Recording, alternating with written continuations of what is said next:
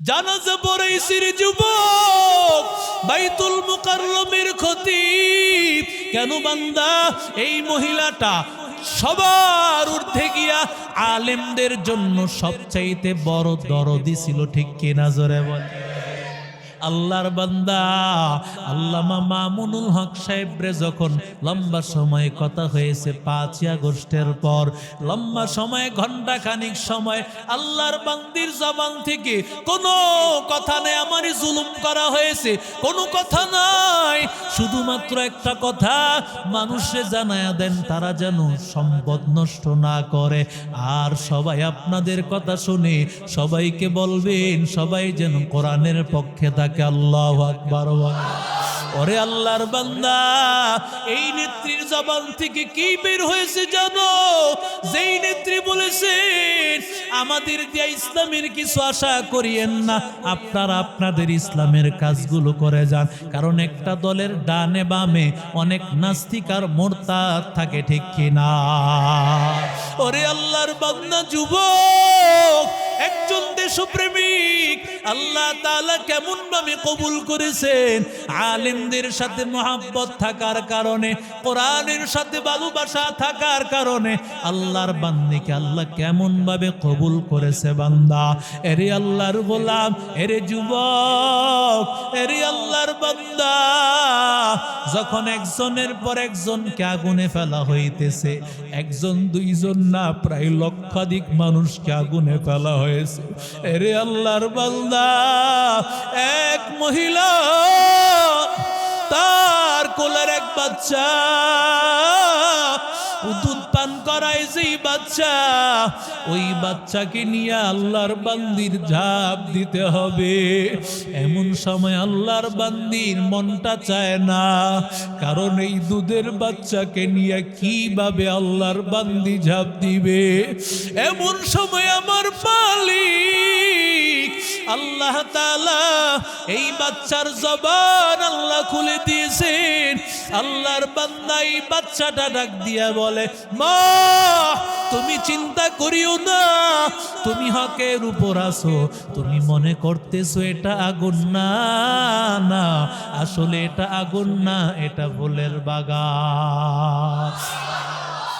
এরে আল্লাহর গোলাম যুবক, ওরে আল্লাহর বান্দা, আজকে 31 নাইট, আজকে চাইলে তো যুবকরা 31 নাইটে হাজার হাজার লক্ষ লক্ষ যুবক আজকে গুনায় জড়িত, ঠিক কিনা বলে? ওরে আল্লাহর বান্দা যুবক, মান তাশাব্বাহা বিকওমিন ফাহুয়া মিনহুম, যেই বান্দা যার সাথে সাদৃশ্য অবলম্বন করবে তার সাথেই তার জাহান্নাম, তার সাথেই তার জান্নাত। এরে বান্দা 31 নাইট কোনোদিন মুসলমানের না, এটা খ্রিস্টান রোমদের একটা সভ্যতা ছিল। 31শে ডিসেম্বর ওরা গিয়া রাত 12টার আগে এক আল্লাহর এক মূর্তি, তার নাম ছিল জানুস, গুগলে সার্চ দিলেই পাবেন জানুস নামক একটা মূর্তি। যত মূর্তির তারা পূজা করত, এই সব মূর্তির মধ্যে জানুস মূর্তিটা ছিল সবচাইতে বড়। ওরা ওই মূর্তির দুইটা মুখ, একটা সামনের দিকে একটা পিছনের দিকে। আল্লাহর বান্দারা সামনের মুখের সামনে আসিয়া বলতো, ও আমার মালিক, ও আমার রব, নাউজুবিল্লাহ। মূর্তির সামনে আসিয়া মালিক বলতো, বলে এই বছরটা যেমন ভাবে কাটছে আমাদের এই বছরটারে কবুল করেন, আগামী বছরটারে সুন্দর করেন। আবার ঠিক যখন রাত্র 12টা বাইজা যাইতো, আল্লাহর বান্দা এবার পেছনের মুখের সামনে আসতো আর বলতো, ও জানুস, আমাদের জন্য আগামী বছরটা সুন্দর করে দাও, আপনি যদি আমাদের আশীর্বাদ দেন তাহলে আমাদের ব্যবসা ভালো হবে। আরো জোরে কোন, বলছো না অমুক অমুক দেবতার কারণে আজকে আমাদের ফসল ভালো হয়েছে, কথা কন না কেন? মুসলমানদের জবান থেকে এগুলো আসে না, এগুলো আসে খ্রিস্টানদের জবানে। এরে আল্লাহর বান্দা, এরে যুবক, এই একটা রাত যেই পরিমাণ বান্দা এই এক রাতে যেই পরিমাণ মদ পান করবে, সারা বছরেও তা পান করবে না। কথা কোন ঠিক না বেঠিক? যেই পরিমাণ আজকের রাতে জিনা হবে, এত পরিমাণে জিনার কোনোদিন হবে না, ঠিক কিনা জোরে করতে হবে। আমার চক্ষু দুইটা ভালো করে দিতে হবে। আল্লাহর বান্দা বলে না না, আমি ভালো করি না, ভালো করেন আল্লাহ। আর দেখবেন বড় বড় ব্যানারে লাগায় রাখে 100% গ্যারান্টি। কথা কর না কেন? ভালো করেন কে? আরো জোরে বলেন। যেই বান্দা বলবে 100% গ্যারান্টি, আসলে বড় ধোঁকাবাজ। এরে আল্লাহর বান্দা, দুনিয়ার কেউ ভালো করতে পারে না, একমাত্র করেন আমার মালিক। আল্লাহ ছাড়া কেউ ভালো করতে পারি না। আল্লাহর বান্দা বলতেছে ভাই আমি ভালো করি না, ভালো করেন কে? বলে একটা শর্ত যদি পালন করতে পারেন আমি আপনাকে সুস্থ করে দিতে পারি। বলে কি শর্ত? একটা শর্ত হলো, ও আল্লাহর গোলাম, যদি আপনি আল্লাহর উপর ঈমান আনেন, আমি আল্লাহর কাছে দোয়া করব, আমার মালিক আল্লাহ আপনার চক্ষু দুইটা ভালো করে দিবেন। আল্লাহর বান্দা চিন্তা করলেন, যদি ঈমান আনার পরে আমার চক্ষু দুইটা ভালো হয়ে যায়, তাহলে এর চাইতে আর দামি কি আছে?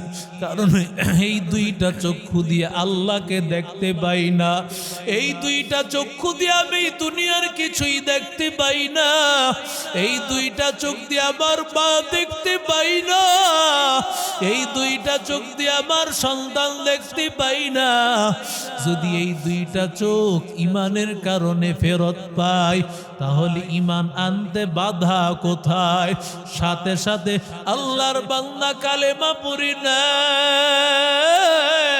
কালেমা পড়ার পর আল্লাহর বান্দা দোয়া করলেন, ও দয়ার মালিক, আয় আল্লাহ তোমার বান্দার চক্ষু ভালো করে দাও। এই কথা বলিয়া বান্দা হাতটা বুলায় দিতে দেরি হয়, সাথে সাথে আমার আল্লাহ ভালো করতে দেরি না।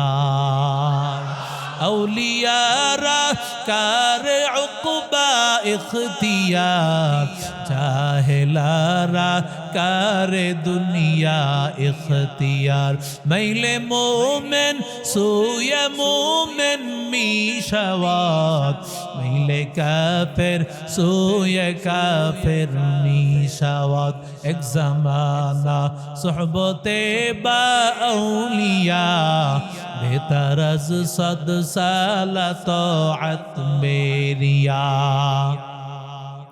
এরে আল্লাহর বান্দা যুবক, ও আল্লাহর গোলাম, ওরে আল্লাহর বান্দা, ওরে আল্লাহর বান্দা যুবক, এরে আল্লাহর গোলাম, যখন নাকি তার এই প্রশংসা ছড়ায়া পড়েছে, এবার আল্লাহর বান্দা ওই মন্ত্রীর চোখ দুইটা ভালো হয়ে গেছে, বাদশার দরবারে চলে গেছেন। ইউসুফ জু নওয়াজ জালেম বাদশাহ। বাদশাহ সকাল বেলায় তাকাইয়া দেখে যেই মন্ত্রী চোখে দেখতে পায় না, আজকে ওর চোখের পাওয়ার কোথা থেকে এসেছে? ওর চোখের পাওয়ার তো ছিল না, কোথা থেকে ওর চোখের পাওয়ার ফেরত আসলো? ডাক দিয়া বলে, ও মন্ত্রী, কোথা থেকে পেয়েছো এই চোখের পাওয়ার? আল্লাহর বান্দা ডাক দিয়া বলে, ও বাদশাহ, এই চোখের পাওয়ার আমার মালিক আল্লাহ আমারে ফিরে দিয়েছে। বাদশাহ বলে, আমি সারা আবার কে আল্লাহ আছে? নাউজুবিল্লাহ কইবেন। আরো জোরে বলে, আমি সারা কে আবার আল্লাহ? এবার মন্ত্রী ডাক দিয়া বলি, ও বাদশাহ, তিনি আমারও বাদশাহ, আপনারও বাদশাহ, আসমানের বাদশাহ, জমিনের বাদশাহ। ওই মালিকের মতো মালিক আর কেউ নাই, ওই আল্লাহর মতো মালিক আর কেউ নাই। ও আল্লাহর গোলাম, বলে কিভাবে এমনটা হয়েছে বল। বলে একজন যুবক, একজন বালক, সে আমার এই চক্ষুটা ভালো করে দিয়েছে। যখন আমি আল্লাহর উপর কালেমা পড়েছি, সাথে সাথে আবার এই চোখ দুইটা ভালো হয়ে গেছে। বলে কোন বালকটা, তাড়াতাড়ি নিয়ে আয়। আনার পরে তাকাইয়া দেখেছে এটা তুই বালক, যেই বালক রে সে জাদুবিদ্যা শিখানোর জন্য পাঠাইছে।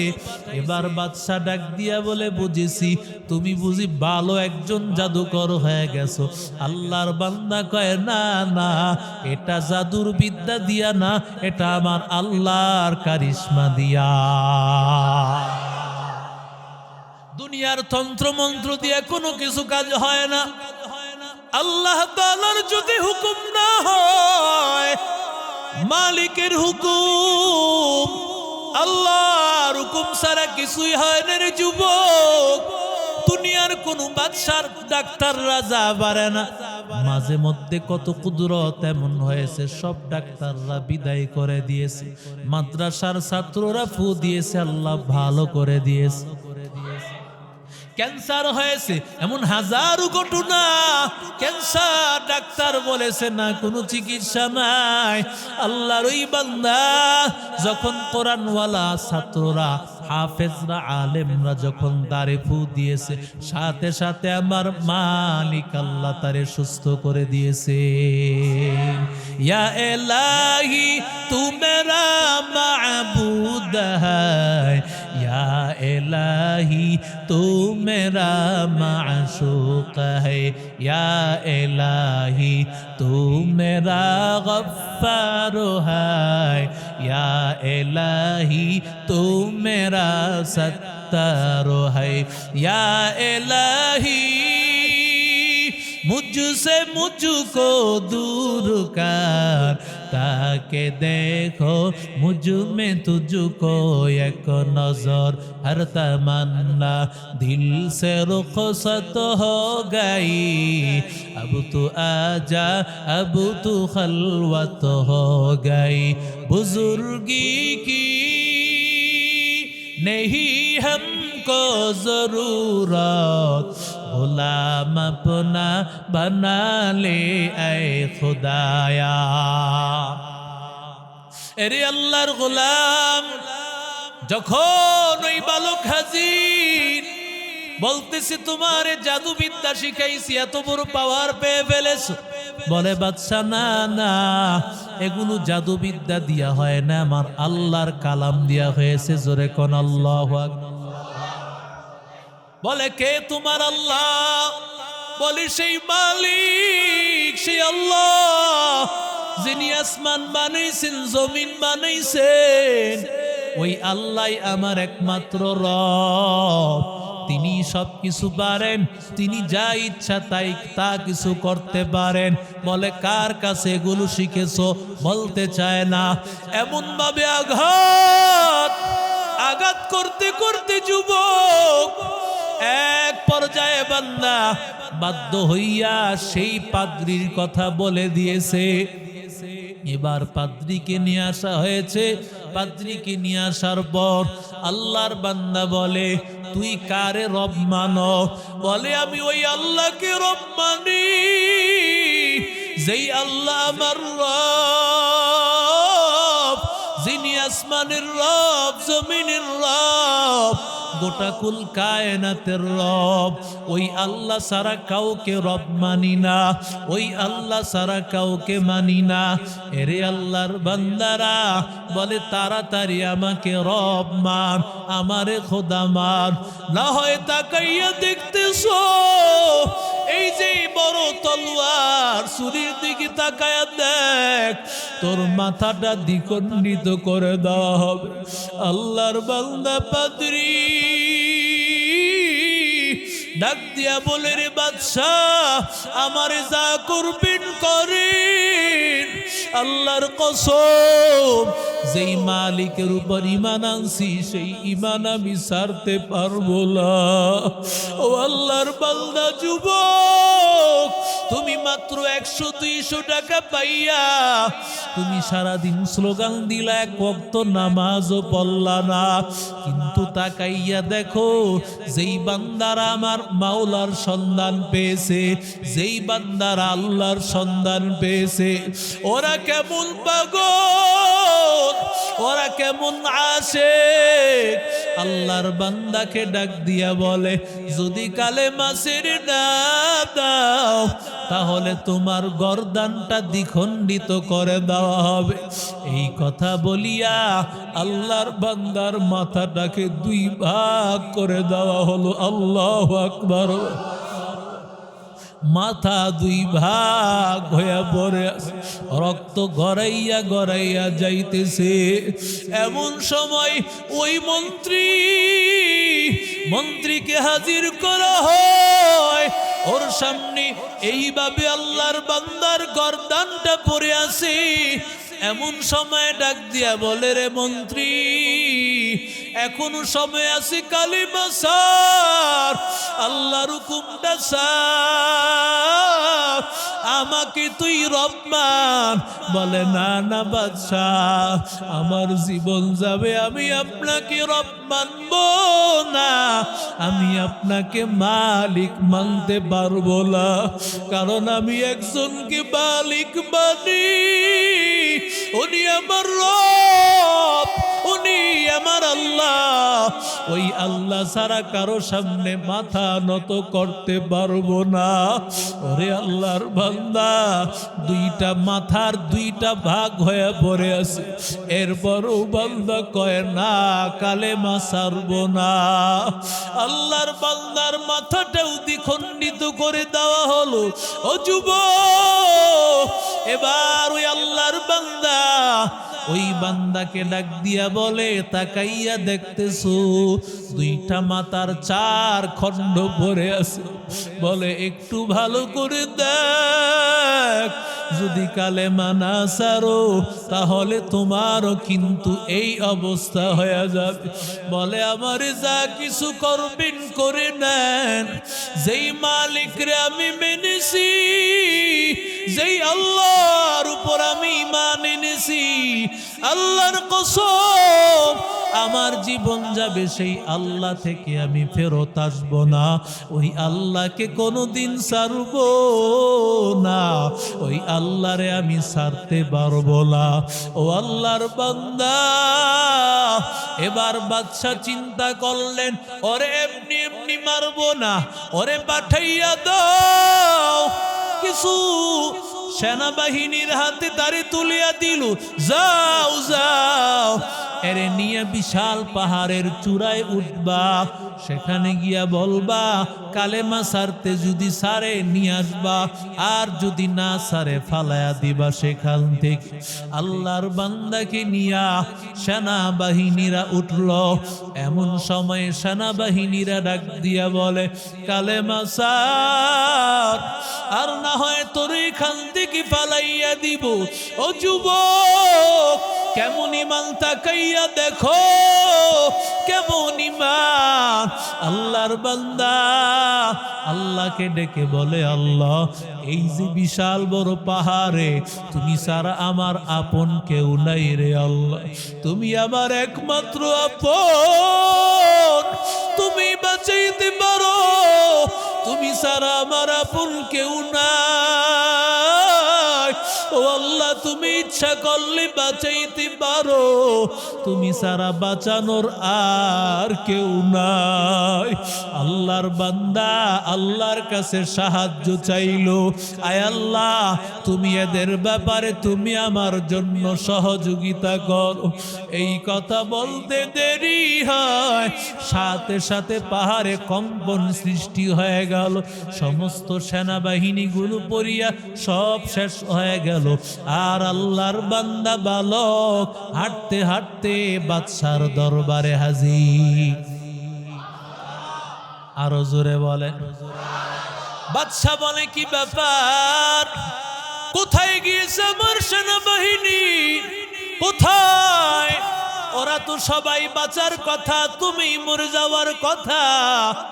আল্লাহর বান্দা ডাক দিয়া কয়, রে বাদশা, আল্লাহ তাআলা তোমার সেনাবাহিনীগুলোকে সাইজ কইরা আল্লাহ আমারে সাহায্য করেছেন। আল্লাহর বান্দা এবার আরো কিছু সেনাবাহিনীর হাতে তুলে দিল, যাও ওরে নিয়া সমুদ্রের মাঝখানে জাহাজে করে নিয়ে যাও, জাহাজে করে নিয়ে যাও, সেখানে গিয়া বলবা কালেমা সাললে ভালো, না সাললে সেখানেই ফালায়া দিবা। আল্লাহর বান্দা সমুদ্রের মাঝখানে গিয়া হাজির। সমুদ্রের মাঝখানে যাওয়ার পর আল্লাহর বান্দা ডাক দিয়া বলে, রে দয়ার মালিক, আয় আল্লাহ তুমি আমার জন্য সাহায্যকারী হয়ে যাও, তুমি ছাড়া আমার সাহায্যকারী কেউ নাই। আল্লাহর বান্দা দোয়া করতে দেরি হয়, সমুদ্রের মধ্যে ঢেউ শুরু হয়ে গেল, সব সেনাবাহিনীরা সাগরের মধ্যে শেষ। আল্লাহর বান্দা নিরাপদে হাঁটতে হাঁটতে বাদশার কাছে হাজির হয়ে গেছে। আরো জোরে বলেন, বাঁচানোর মালিক কি? আরো জোরে বলেন, বাঁচানোর মালিক একমাত্র আল্লাহ। আল্লাহ ছাড়া কেউ বান্দারে বাঁচাইতে পারে না। ওরে আল্লাহর বান্দা যুবক, ওরে নবীর আশিক উম্মতের দল, ও আল্লাহর গোলাম, আল্লাহর বান্দারে কোনোভাবেই মারতে পারে না। বালক ডাক দিয়া বলে, ও বাদশাহ, আমারে এমনি এমনি মারতে পারবেন না, আমারে মারতে হইলে একটা কাজ করা লাগবে। বলে কি করতে হবে? বিশাল বড় ময়দান, সেখানে আমাকে আপনি শুলিতে চড়াইবেন। আবার শুলিতে চড়ানোর পর আমার এই ব্যাগ থেকে আপনি একটা তীর নিবেন। তীর নেওয়ার পর আমার বলার শব্দ দিয়ে আপনি তীর নিক্ষেপ করবেন। বিসমিল্লাহি রব্বি হাযাল গোলাম, এই গোলামের রব আল্লাহর নামে তীরটা নিক্ষেপ করতেছি। যদি এইভাবে মারেন তাহলে মরব না, হয় মরব না। ওরে যুবক, কারে ভয় করতেছো? আল্লাহ ছাড়া তোর সামনে আর কেউ নাই। ও আল্লাহর বান্দা যুবক, ও নবীর আশিক উম্মতের দল, আল্লাহর বান্দা, এবার আল্লাহর বান্দা যুবক যখন দাঁড়াইয়া আছে, হাজার হাজার লক্ষ লক্ষ মানুষ এখানে হাজির, সবাই দেখার জন্য প্রস্তুত হয়ে গেছে।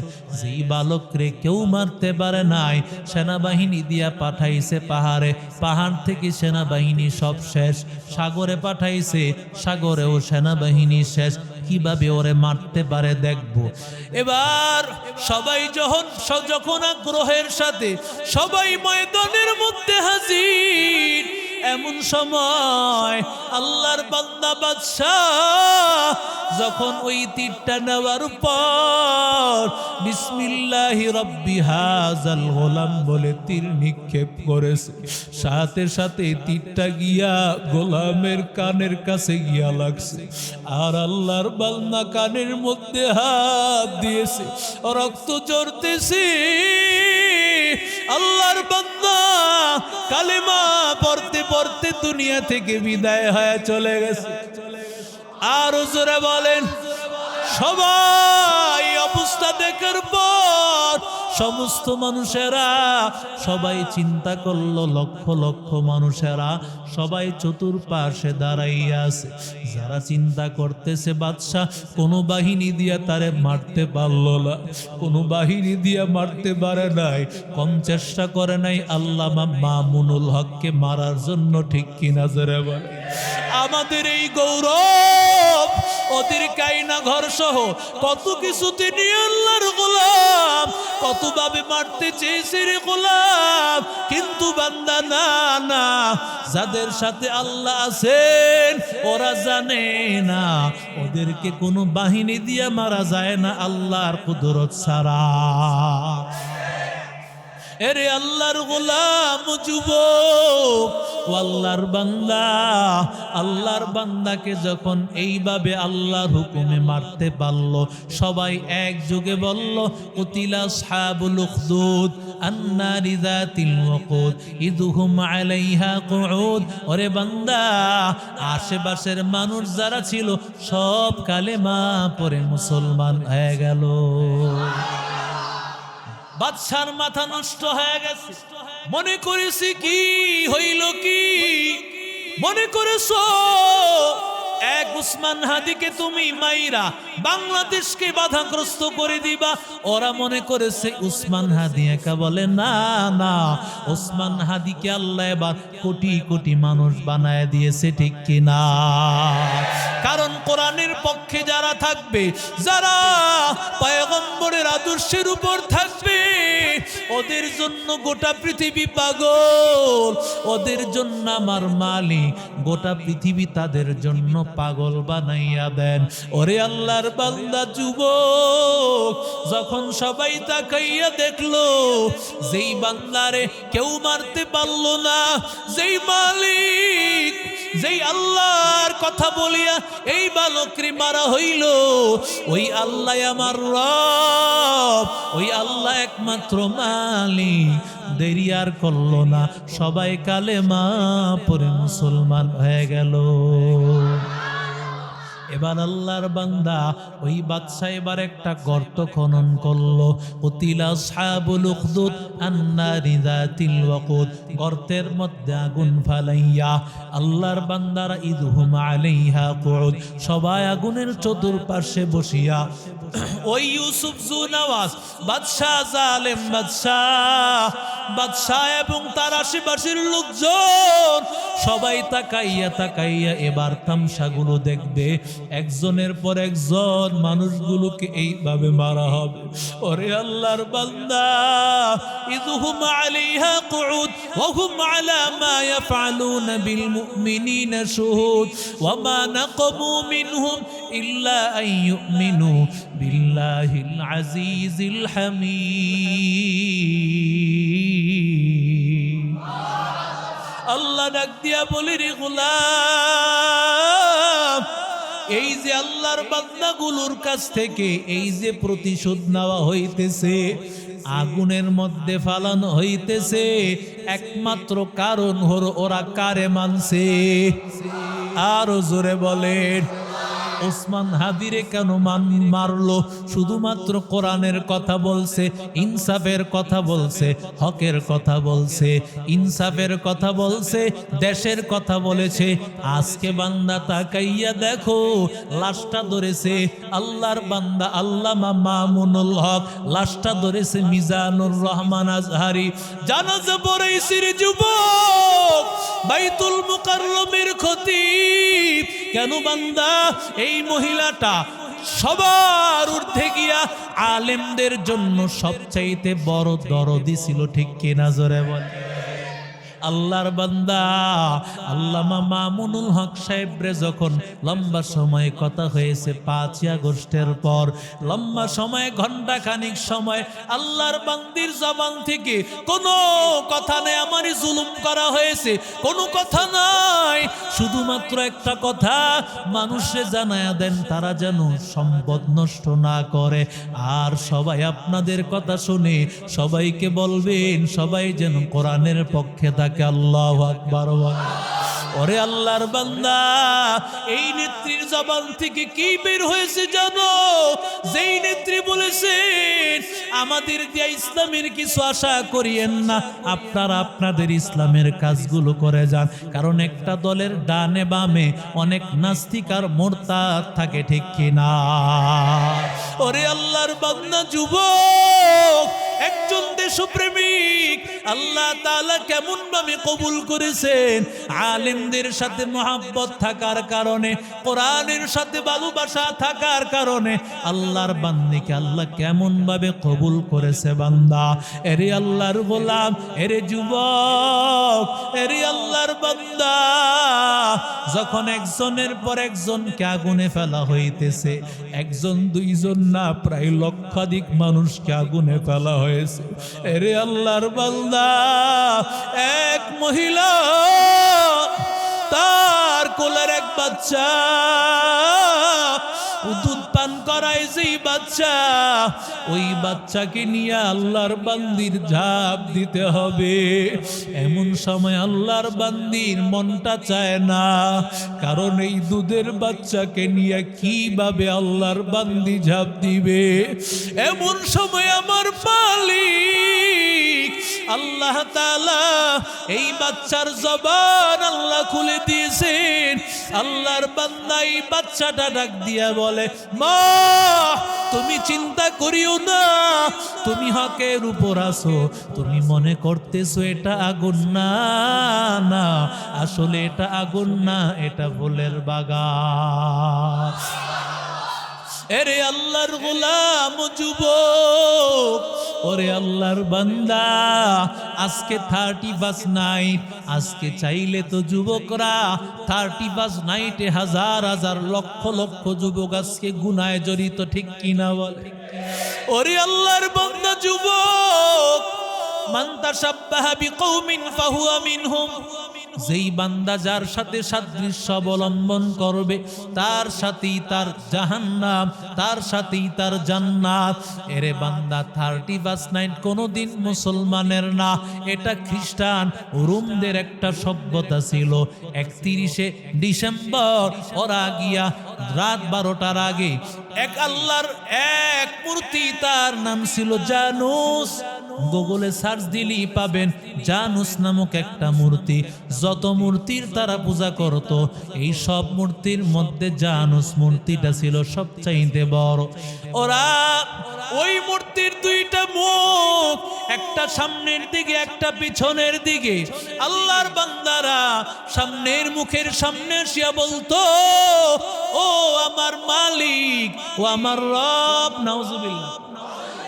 মূর্তির সামনে আসিয়া মালিক বলতো, বলে এই বছরটা যেমন ভাবে কাটছে আমাদের এই বছরটারে কবুল করেন, আগামী বছরটারে সুন্দর করেন। আবার ঠিক যখন রাত্র 12টা বাইজা যাইতো, আল্লাহর বান্দা এবার পেছনের মুখের সামনে আসতো আর বলতো, ও জানুস, আমাদের জন্য আগামী বছরটা সুন্দর করে দাও। আপনি যদি আমাদের আশীর্বাদ দেন তাহলে আমাদের ব্যবসা ভালো হবে। আরো জোরে কোন, বলছো না অমুক অমুক দেবতার কারণে আজকে আমাদের ফসল ভালো হয়েছে, কথা কন না কেন? মুসলমানদের জবান থেকে এগুলো আসে না, এগুলো আসে খ্রিস্টানদের জবানে।